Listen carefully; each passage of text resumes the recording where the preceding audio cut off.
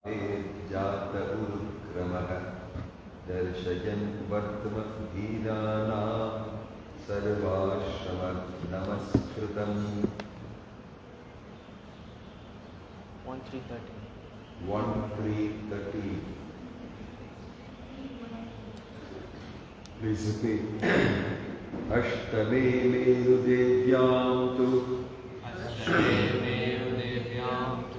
Nave jata urukramaha Darshayan vatmadhiranam Sarvashrama namaskritam Ashtame merudevyam tu Nave jata urukramaha Darshayan vatmadhiranam Sarvashrama namaskritam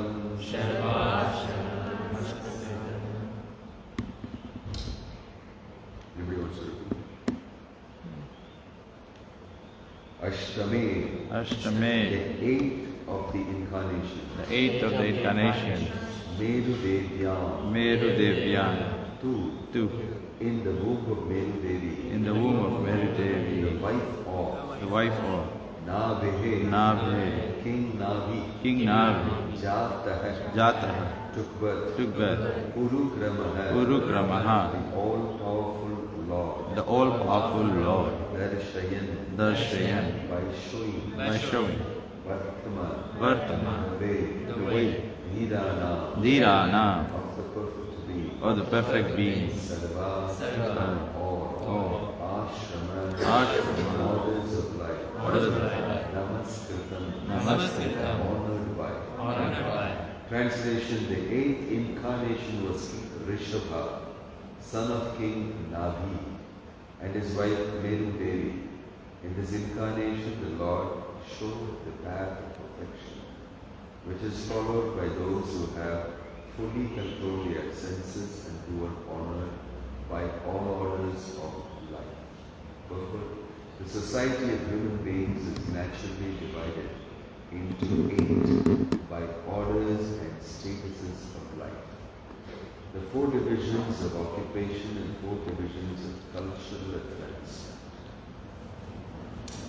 The intelligent class, the administrative class, the productive class, and the laborer class. Are the 4 divisions of occupation.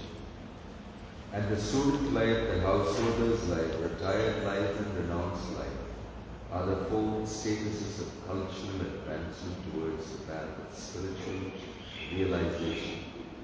Out of these, the renounced order of life, or the order of sannyasa, is considered the highest of all, and the sannyasi is constitutionally the spiritual master for all the orders and divisions.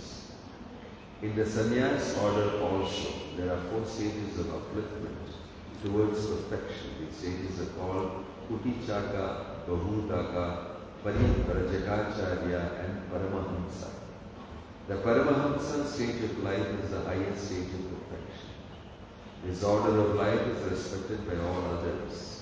Maharaj Rishabha, the son of King Navi, and Merudevi, was an incarnation of the Lord, and he instructed his sons to follow the path of perfection by tapasya, which sanctifies one's existence and enables one to attain the state of spiritual happiness, which is eternal and ever increasing.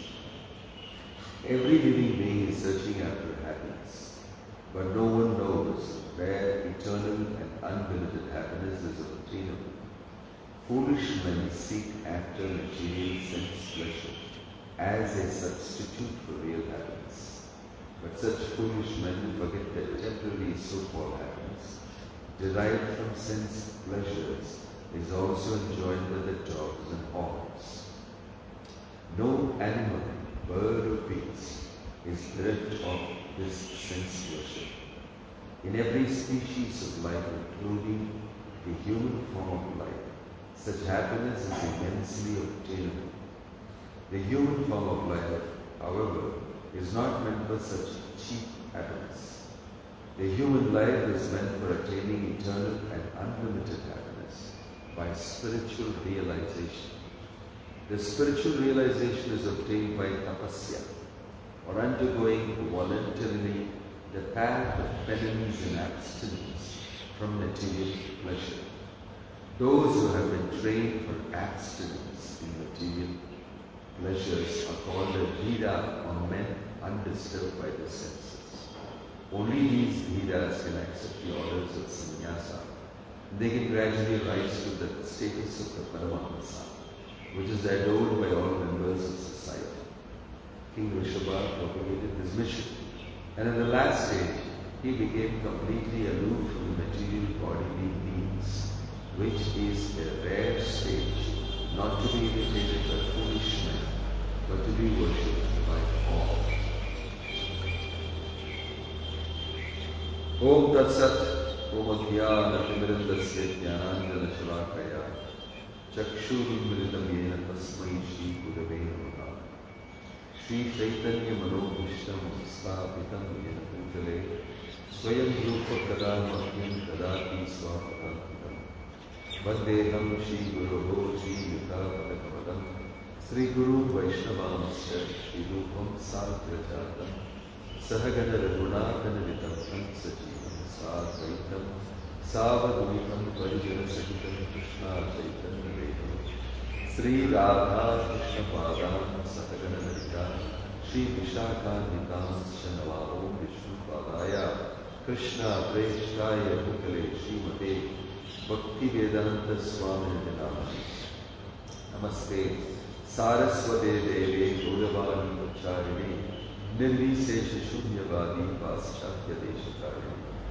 Jaya Sri Krishna Chaitanya Prabhu Nityananda Shri Advaita Gadadhar Shivasadi Gaura Bhakta.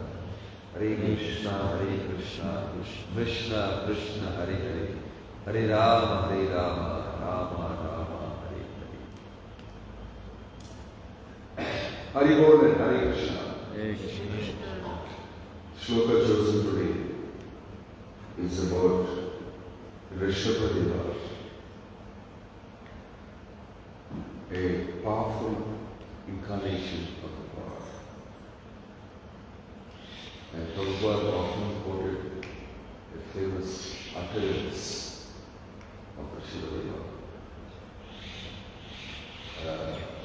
Tapo divyam putraka yena sattvam shuddhaye brahmasaukyam tvanantam. That is instructing his 100 sons. First of the sons is Bharata Maharaj. He is interested that don't be like dogs, hogs, camels, etc. animals. You should perform tapasya. Tapo divyam putraka, my dear sons. Brahmasaukyam tvanantam. It is important for us to achieve Brahmasaukhya, means realization of who is Brahman, what is Brahman. This should be achieved in the human form of life. So, Rishabhadeva, like a true parent, like a true father, told his sons not to waste time in unnecessary pursuit of sense gratification and waste human form of life. He told tapasya. So, very nicely worded definition here by Prabhupada. Human life is meant for attaining eternal and unlimited happiness by spiritual realization. This spiritual realization is obtained by tapasya, or undergoing voluntarily the path of penance and abstinence from material pleasure. Natural inclination by default for the conditioned soul is sense gratification. That is the chief occupation. That is the main purpose and goal of life. But actually the Bhagavatam, it says, if you are a human being, That is a very low level goal. Why? Vishaya sarva khalu saya. Everybody has got the option for sense gratification, including the birds, the bees, the insects, the beasts, and everybody. What's so special about you being a human being? What is special about a human being is that he can do tapasya. Why? Because he has got buddhi, intelligence, and he can examine life. Atato Brahma Jigyasa, the Vedanta Sutra says. Now that you are a human being, you can inquire, jigyasa, inquiry, questioning. Especially if you have the right persons in front of you, you can ask them questions that only a human being does and can do. All others cannot do. Right? Kashtan kaman arhati vid pujamye. This is the shloka used by Shubhadeva. Kashtan kaman arhati vid pujam means stool eating hog. These are very strong words.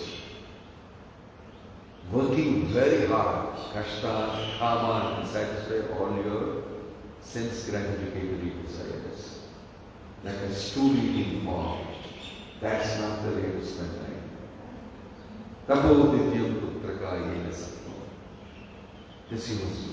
So human being is characterized by having intelligence, rationality, and he must use that to ask questions about life. Who am I?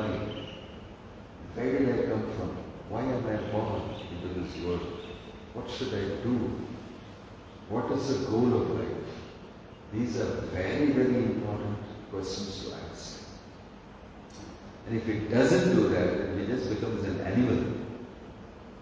Just aha nidhra vayamaitanam cha samanyetat pashubhiri narana dharvahiteshu adhiko viseshu dharve nahina pashubhiri samana. Very nice shloka quoted by Prabhupada. That what is the difference between a beast and a human being? If you simply engage in ahara, nitra, vayamaitanam, eating, mating, sleeping, defending.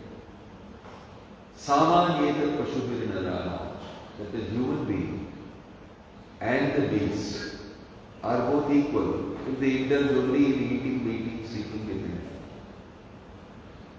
Dharmihi tesho adhiko viseshu.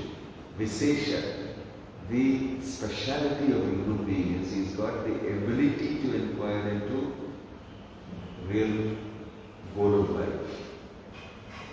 And without that, dharme nahina pashubhir samana, is equal to animal. If it doesn't make this inquiry into higher aspects of life using his intelligence, he is equal to animal. As per this definition, all of human society is animal society. This is actually animal life. The only way we are different is if we chant Hare Krishna, read Srimad Bhagavatam, Bhagavad Gita, and pursue a life based on the real goals given here. Otherwise, you are dharme nahi pasubhita samana. And there again you will get cheated, telling you will be told that this is dharma, this is dharma. What is dharma? That you should get from a pure devotee of God, a pure representative. That also is difficult to find. That also is difficult to find. So, Shubhadeva is advising his sons, be careful. Don't land up being misled. Inquire properly. Life is meant for tapasya. What is tapasya? Abstinence from material sense pleasure, which is a default tendency of the conditioned soul. Automatically, if you go anywhere, you just look for my genitals, my ears, my nose, my eyes, all the time. Hardwired for gratification. immediately now, I want it. Addicted to instant gratification. At least those people who are interested in real gratification, they actually acquire intelligently gratification by working for it. Instant gratification, you don't use your brain, intelligence, nothing, whatever is available immediately, enjoy it. You see, they did an experiment. It's a famous experiment. So, forget the name of the psychiatrist, Mitchell, and was Reader. They did an experiment that delayed gratification gives you better results. So the first step towards giving up gratification is to at least delay it. Train yourself. So good, they did an experiment. They gave young kids like to eat something called marshmallow. Something sweet. Something very tasty and interesting for kids. So they gave kids a marshmallow. It's a nice video, interesting video. And they told the kid here, sitting on the watching, and told that if you don't eat it now, I'll come back within the next 10 minutes. I'll give you another one. But if you eat it, you'll not get that one. So there's a video of the kid, very interesting. The kid is, looking at the marshmallow, and he has been told, using the intelligence that if you don't eat it, when I come back, I'll give you another one. So I get two.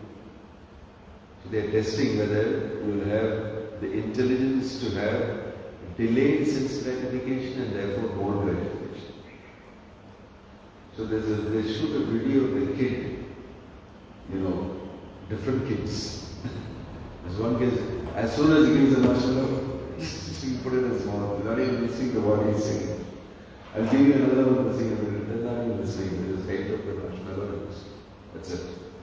And there's another kid looking and hearing carefully, and then after he's done controlling himself, looking here, there, everything, and then giving the marshmallow, and then putting it back, and then giving the marshmallow, and finally eating it. He tried it hard. Then there is a video of the kid who looks at the marshmallow and then thinks carefully and then waits. Just simply waits. Right? And then he comes and says, wow, you did not eat the marshmallow. Here's another one for you. He said, thank you, and just leaves. Thank you, and just leaves. Two of the marshmallows taken. Thank you, I eat. So then they did a study of them 14 years later, 15 years later. How these kids did in life. The kid who instantly ate the marshmallow was not in any way materially well placed. Very poor and still struggling with all these tendencies. And that kid, that's why that they were doing better. But that kid actually which took both the marshmallows, doing very good in life. They showed that delayed sense gratification. It's a little tapasya involved. Okay, I'll not eat now, but I'll eat later. Kids are told, these are exam days, don't use the phone. Know this, know that, just study. Holidays after the exams, I'll give you everything. And the kids do that, some of them. They study well, produce good results and demand. You told me no, don't tell me no anything. Just shut up. I'll do what I want. And then mother and father, okay, it's all your time. And smart, at least how to delay the gratification and then demand it and ask for it. Some sanity is there. Little bit of tapasya is possible. Such a person can actually do full renunciation of the gratification also. If told that there is a higher reward for you. But that's what I want to tell you. Don't think we are not gratifiers. Just because we chant Hare Krishna and get a body in the morning from a Mangalarati. Foolish guys. No. We are waiting for something much higher. Anandamayo Bhyasa. The soul is always seeking pleasure. Prabhupada in the Bhagavad is very beautifully telling here that this pleasure, tapo, vidbhujam ye. Shukadeva is saying, don't go against low-class pleasure. Like a stool-eating hog, wallowing in that muck and licking up all the stool. There's much greater pleasure available. It's not that we are not pleasure seekers. We are. We are. The International Society for Krishna Consciousness, all the devotees chanting Hare Krishna and all that. Why? I am not going for this. I am going for something much more than you guys. It is just that you are not informed about the higher pleasure. And so you are opting for it. But I have got information of some much higher pleasure. I am going for that. I don't mind delaying my gratification. This is exactly what we are doing. We are not idiots and fools who don't want to enjoy. We are very smart guys. We want to enjoy much bigger than you do. The plan of the International Society for Krishna Consciousness given by Prabhupada is, he showed that I am enjoying something more than you guys. Why? I don't die. I eternally enjoy. You guys, you have to hurry to enjoy that little bit of whatever you do because you're going to die. And that's your concept of enjoyment. You hurry, quickly enjoy whatever we can enjoy before we die. And in a rushed way you are, then you die. And then you're born again. Then you again. This is a very disturbing gratification. Undisturbed gratification. No death, no birth, just enjoy. Nobody disturbs you. This is what we are after. Don't think we are not gratifiers. We are high-class gratifiers. Very sophisticated. We have been told that you should look for that. Brahma Saukyam Dvananta. Right? So sometimes people think, oh, you know, everybody cite this often. When I was joined the movement full time and I came to this place in South India, we were setting up the whole center. It was alone with another assistant in the city. Really no relationship. There, I remember going to a North Indian family's house, young couple. And then she is just married, and this man, nice guy, generous and charitable. So he said, come home, I speak to my wife and I'd like to give something for Janmashtami.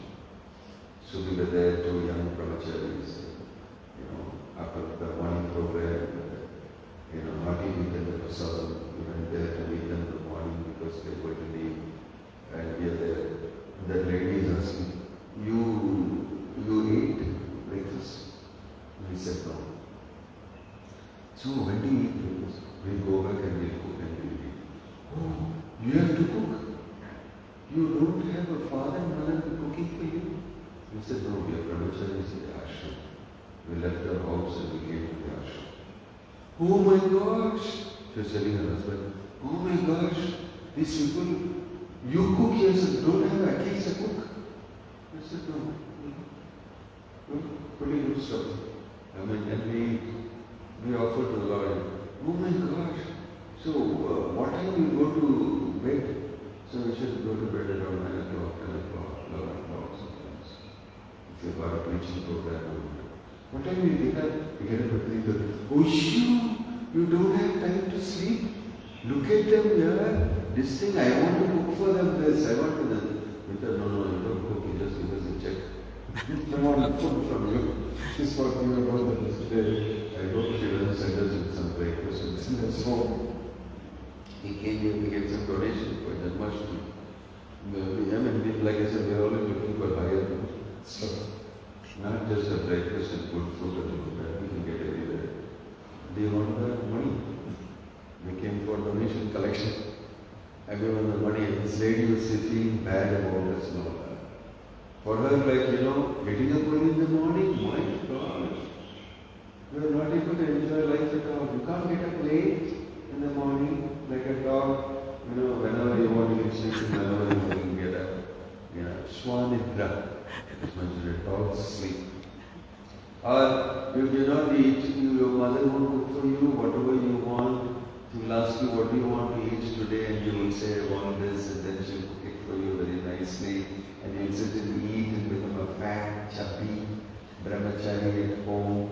And mama, and then mama will feed you, and the goal of life, nothing is just about eating and sleeping, and mama will tell you sleep bacha, eat bacha, sleep bacha, become a fat, chubby this thing, and finally do nothing in life. Just be a mama's boy. That's the type of thing she was trying to say. So she was feeling very bad that we are not doing the mama's boy stuff. She was very worried about us. Are you not a mama's boy? You know, so when we talk about tapasya, people think you are just a bunch of fools who do not enjoy life. No, we are not a bunch of fools. We know how to enjoy life eternally. That's the meaning of what Prabhupada is stating here. Spiritual happiness. So don't think we are an unintelligent pursuit. When you get bitten by Maya and you desire for instant gratification, you become unintelligent. And you think that instant gratification is something good. That is why we must be educated in what this is. When you get educated, you know it's not about not enjoying. It's about enjoying. Enjoying very intelligently, enjoying the absolute truth. Permanently, forever, for good.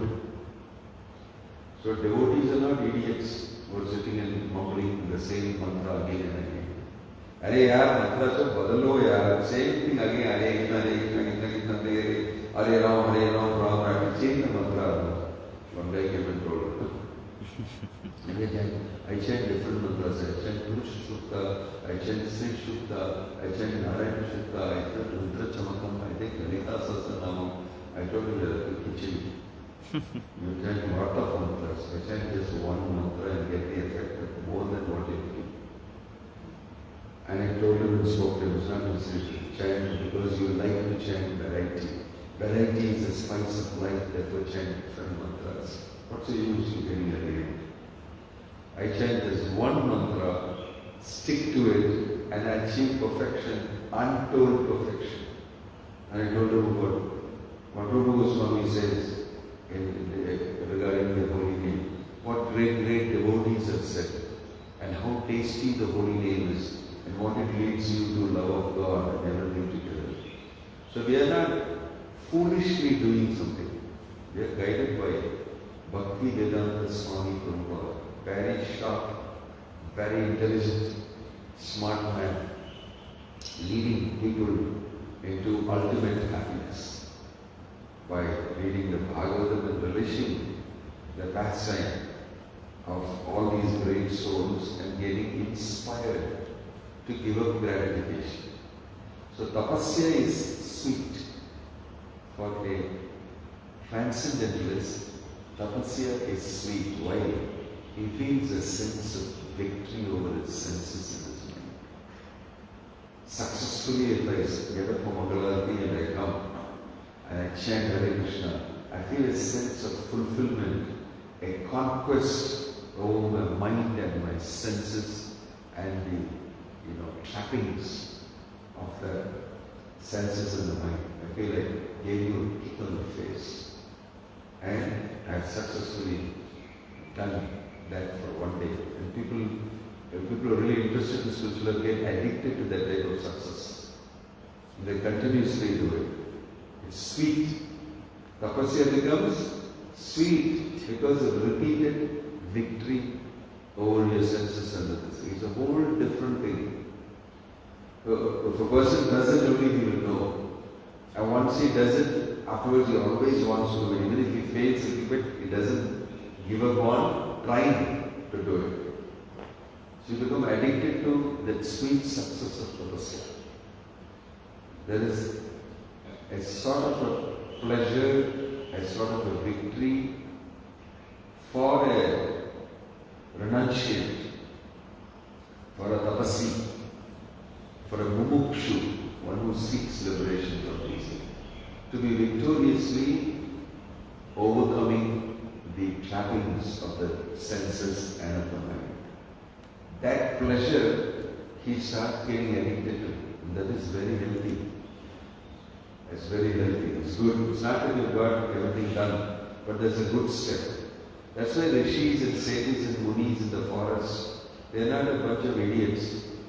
They are on a level higher. I'm not a servant of my senses. I am a spirit soul. I should control my mind and my senses.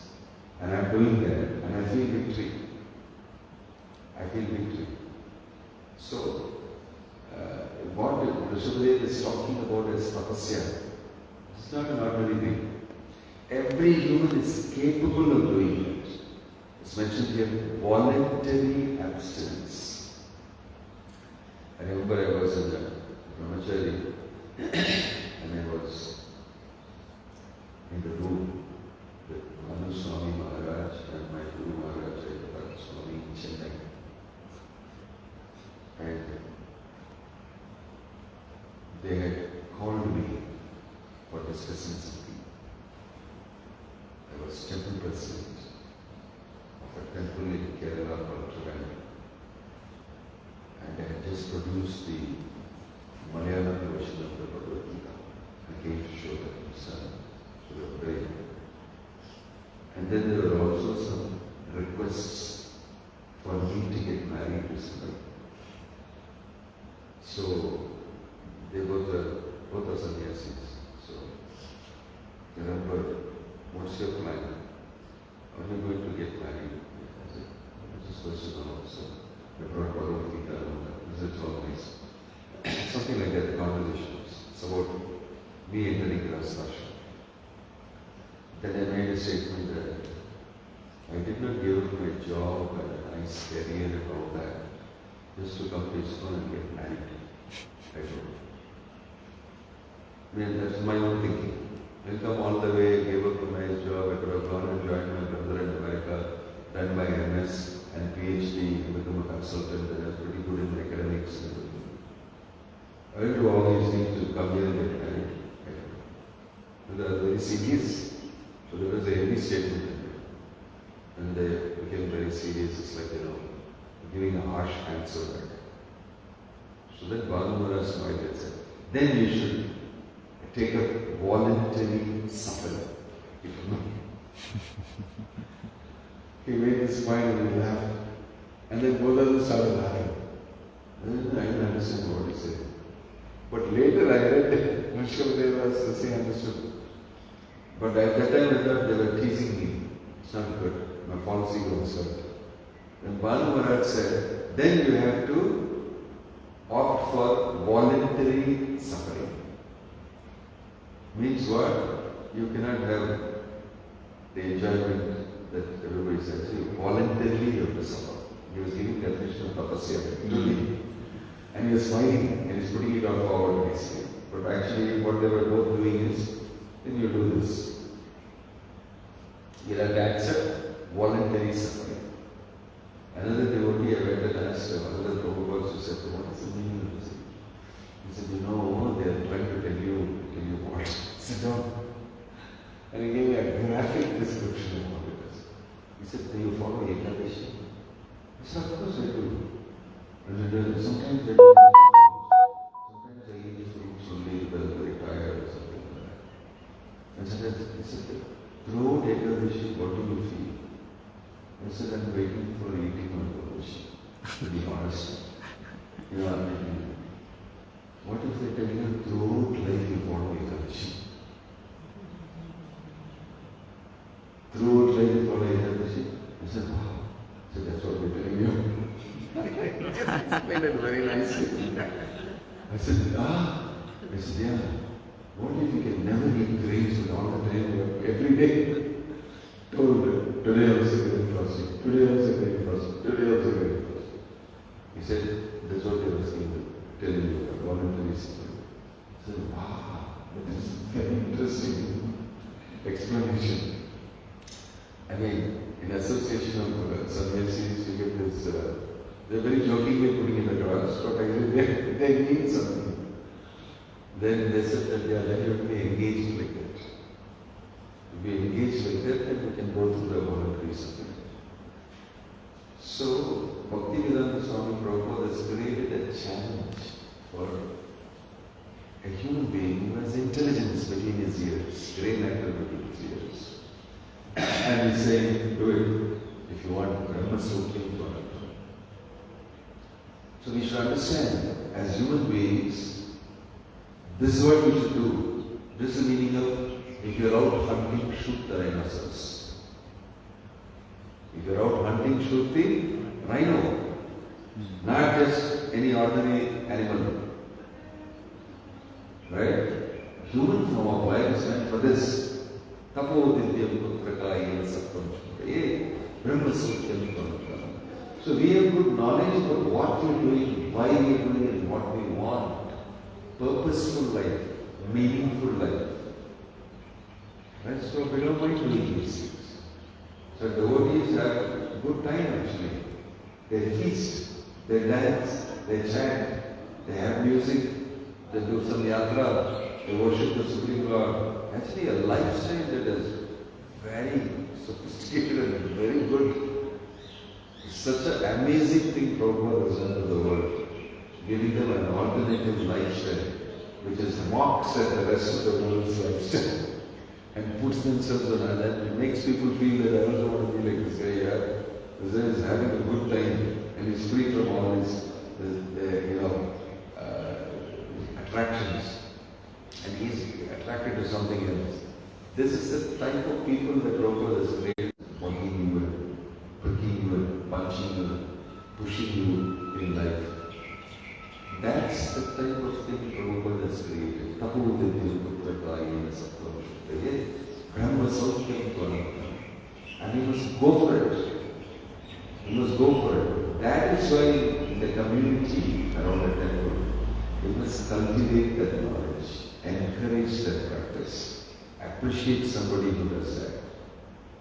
Right? So create an ideal. Prabhupada's life and his teachings are an ideal for all of us to follow. Look at his life history. Read his life history, which is full of sacrifices. Full of sacrifices, and he shines brilliantly in his austerity and his samsya. And he's always happy. You see pictures of Prabhupada yesterday, they were in the clothes with the big TV screen on slides with him. And so because of Prabhupada laughing like that. 80-year-old man laughing, putting his hand on his thing and sitting with his legs up and laughing. I said, what he's doing? He's hardly sleeping every day. He's writing in the night and he's getting up in the morning and he's preaching and he's happy. He's so transcendent. He's posing a challenge to your intelligence and to the human. Get up and get it. Otherwise you are useless. With Bhujamye, stool eating hog. You want to join this group or this group? So therefore it's a matter of intelligence. If you simply foolishly, fanatically, imitate and follow, you will not make it. You have to use your brain and see. That's why the read the Srimad Bhagavatam regularly. It is filled with these simple advice. It's filled. Prahlad Maharaj is giving that advice. Rishabhadeva is giving that advice. Bhishma is giving that advice.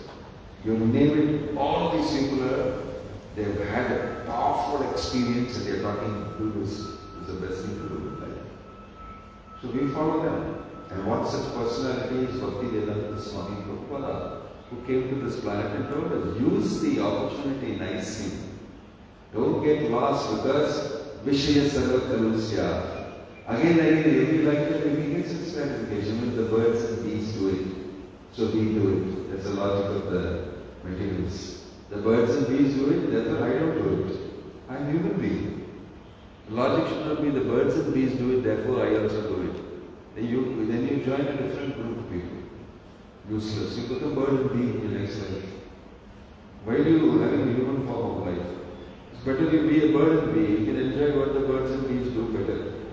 If that's your, life sutra. So, the opportunity given is amazing.